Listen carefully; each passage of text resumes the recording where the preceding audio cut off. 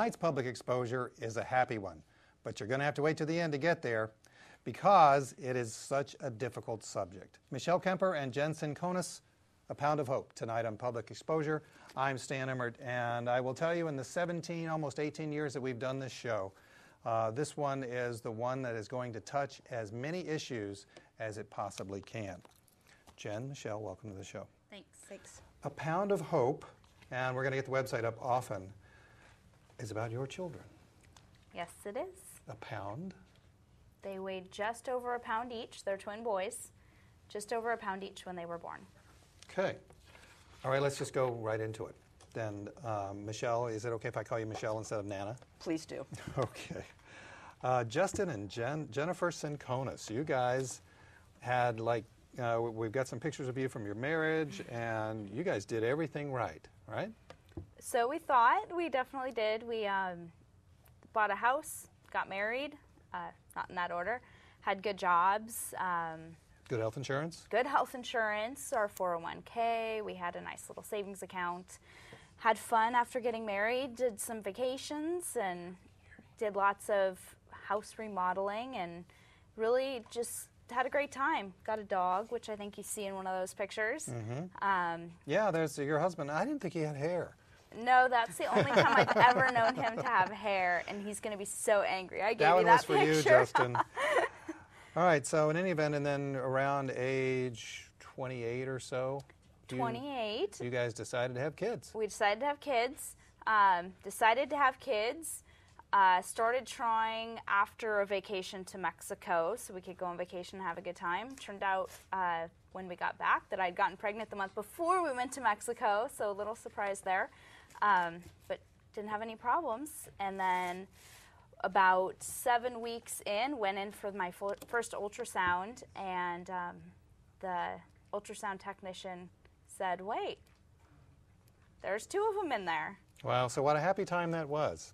It was shock, but yeah, it turned into a happy time really quickly. All right, so the book, A Pound of Hope, that you and your mom have written together is a compilation of your diaries, essentially, right? Right. So once the boys were born, they were born at 25 weeks. We're going to back up. Okay. In the book, who the hell is Braxton Hicks and why does he hurt so much? What was that all about? Monday morning, went to work. I was working from home on kind of partial bed rest and having horrible stomach pains. Was reading in my pregnancy books it was really typical to have Braxton Hicks contractions getting ready to go into my 3rd trimester. So I just assumed that's what it was. She called me at work and said, Mom, who the hell is Braxton Hicks? And why does he hurt so much? And with my nursing background, I assumed it was also Braxton Hicks because she was only 24, 25 weeks along. And a normal pregnancy is 40 weeks, so she was just not much over halfway through her pregnancy. So it had to be Braxton Hicks. It couldn't be premature labor. Because if it was premature labor, that was kind of the end of, the worst thing that could happen to us. So. And the worst thing that could happen to you did. Yep. And so you went in and at 24 weeks, yep. 25 weeks, you went in. I worked until noon, went to the hospital to get monitored, and my doctor came in, the most jovial little man in the world came in and went from being, hi, I'm not supposed to see you today, to dead serious in... Were you there, Michele? I was actually at work. And when I heard what was happening, my husband called me and said, because he had driven her to the hospital, and said, you need to come. And I couldn't hear him, and he could hardly talk. And I knew there was something really bad happening. And the babies were being born? It was a very, very difficult time for you? How much of it do you remember?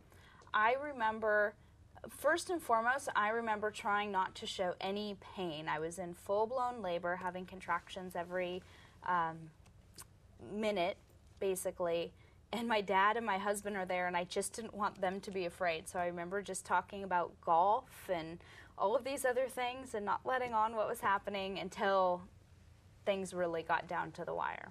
So they happen. Michele, in the book, it says, the doctor says nothing more about the babies. Instead, he turns to the chaplain. I think now is a good time for you to take the family to see the babies. That conversation happened right outside the delivery room. So it's my son-in-law, Jen's husband, Justin, my husband, and I were standing outside the delivery room, literally just waiting for somebody to come out and tell us what had happened.